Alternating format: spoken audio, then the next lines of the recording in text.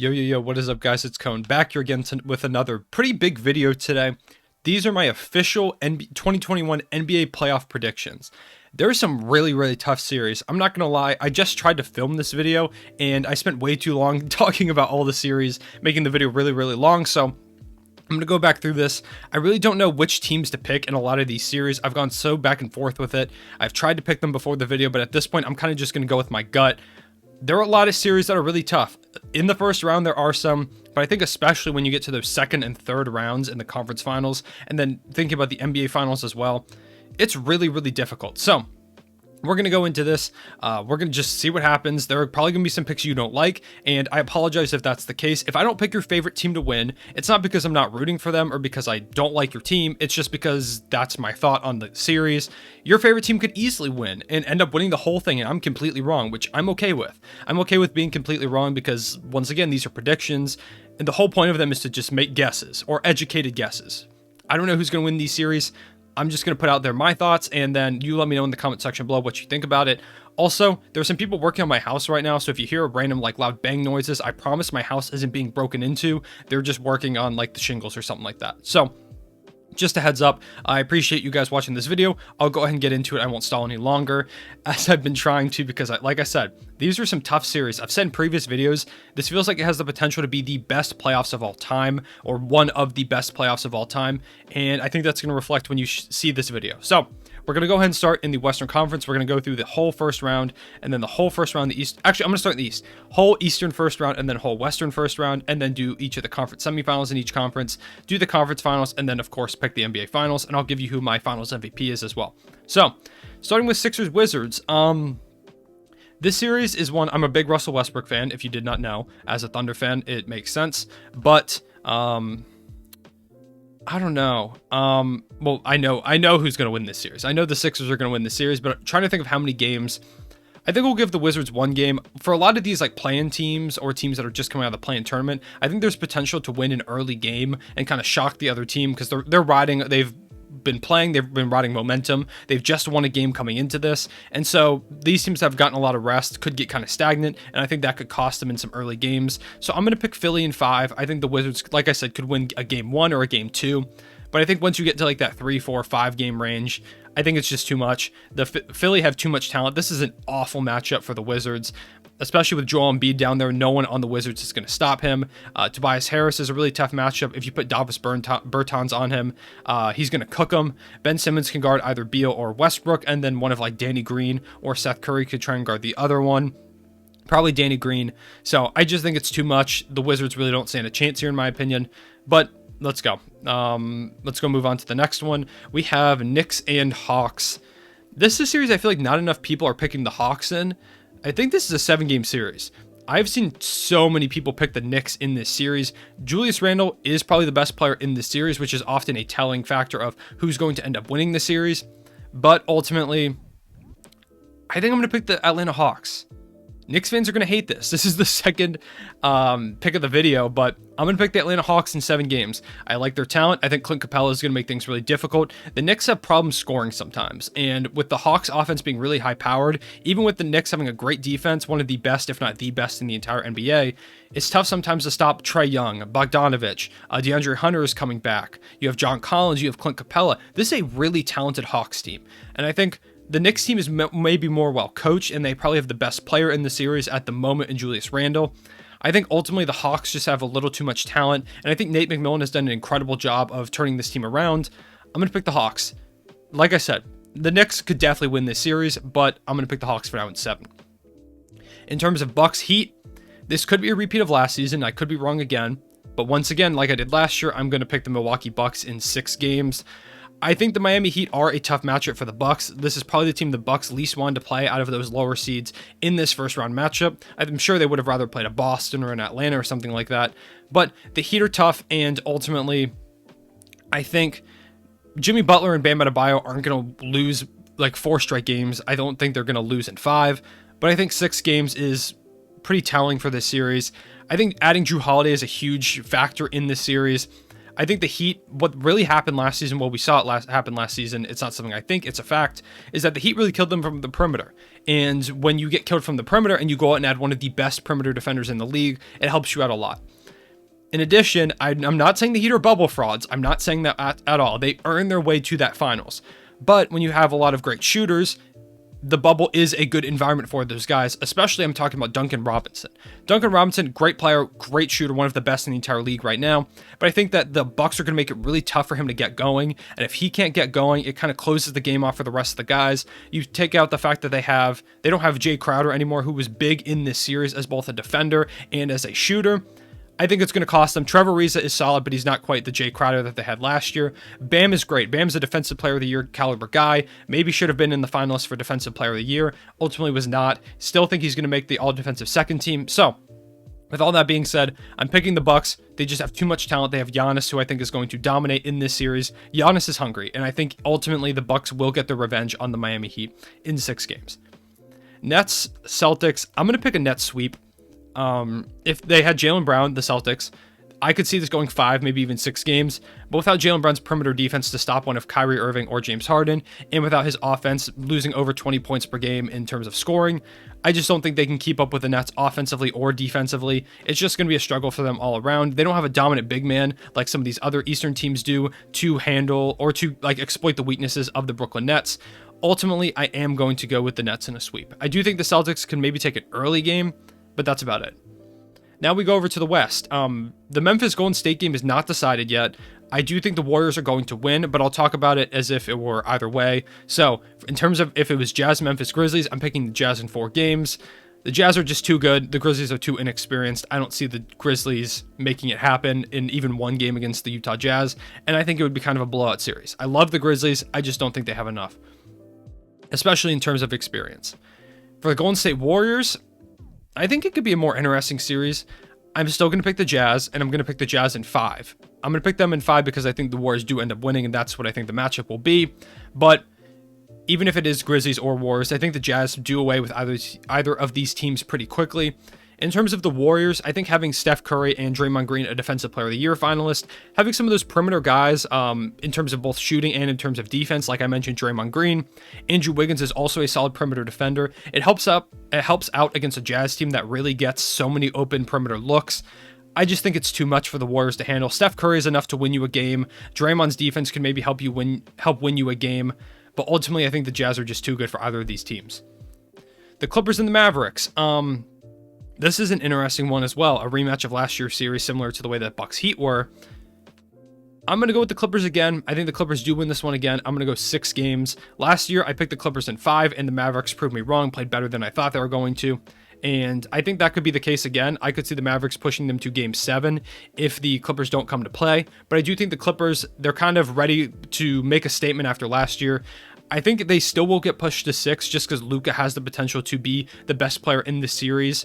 In any given game, Kawhi Leonard is overall the best player in this series, but I think Luka has the potential to be the best player at any given point in one of these games. He could hit a game winner or something like that. It's Luka Doncic. He showed how good of a playoff performer he is last season.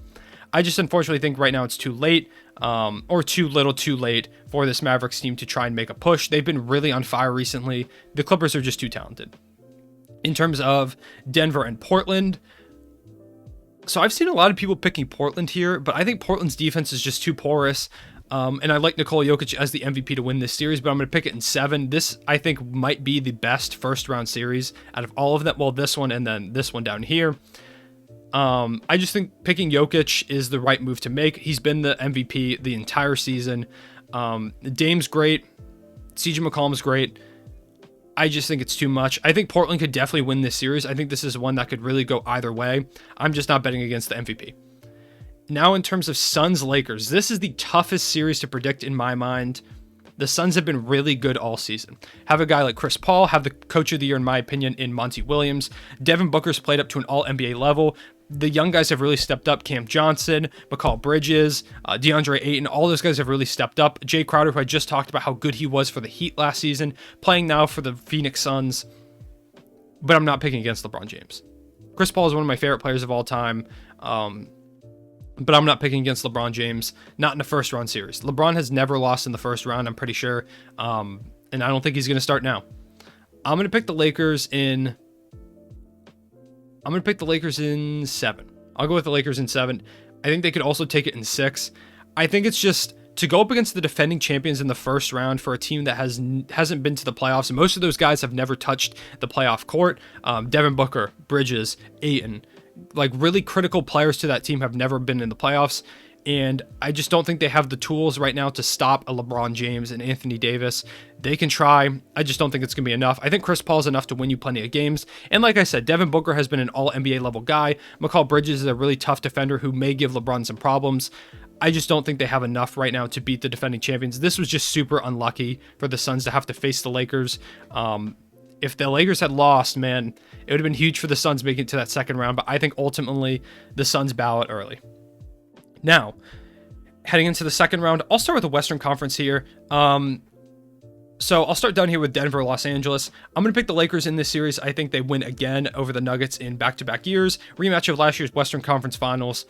I just think LeBron James, like I said, LeBron James and Anthony Davis are just too much for the Nuggets to handle, especially without Jamal Murray's offensive production.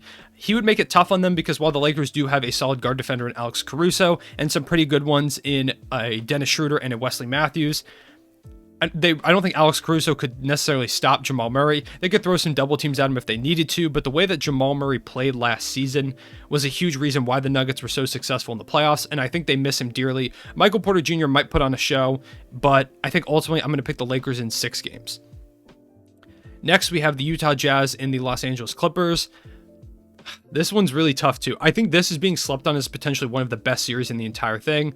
Mainly because these are two really good teams that want to prove that last year, two teams that blew 3-1 leads last year, and they want to prove that this is like the Nuggets 3-1 lead loser bowl, but they want to prove that that wasn't them, that that's not who they are, and I think this is going to be a 7-game series, but I'm going to pick the Clippers. The Jazz have been dominant. They've been the best team in the NBA all season. I just think when it comes down to it, I think Kawhi Leonard and Paul George are going to be too much to stop for this team. Rudy Gobert is really good, but he's not going to dominate on the offensive side of the ball, which is one of the biggest issues for the Clippers. They don't have anyone to guard that center position, really, and Rudy Gobert just can't make them pay enough. I think they could put a Paul George and Donovan Mitchell, make life difficult for him, put a Kawhi Leonard on a Bojan Bogdanovic or on like a Joe Ingles if he comes out there. I just don't think the Utah Jazz have enough quite right now to beat a Clippers team with those two guys. The Jazz could definitely win this series. Like I said before, I could be totally wrong about all of this, but this is just what I'm thinking right now. I think the Clippers come out on top, and we do get the Battle of LA Western Conference Finals. Now, out here in the East, I think Philly handles the Hawks pretty handily. I'll go 5 games. I think they're just too much for the Hawks to handle.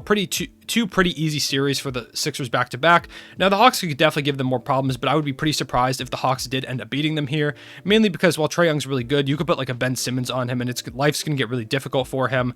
Joel Embiid on Clint Capella. You could put Tobias Harris, who's a solid defender, on John Collins, and life just very quickly gets really difficult for the Atlanta Hawks. They don't have anyone to really stop those guys. Clint Capella is a really good defender, but I don't think he can stop Joel Embiid quite yet. I just don't also think they don't have the personnel to double team Joel Embiid in the post like they might need to at times.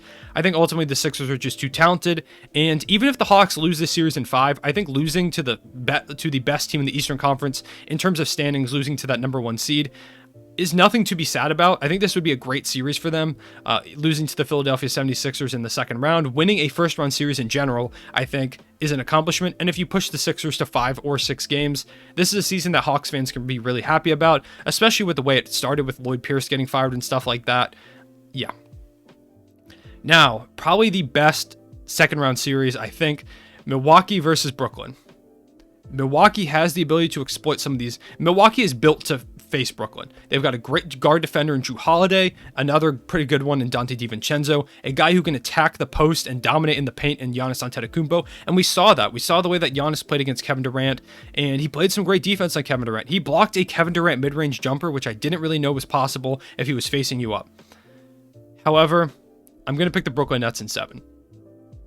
Like I said, the Bucks are really well equipped to deal with this Nets team. There are multiple teams in this Eastern Conference that are really well equipped to deal with the Nets.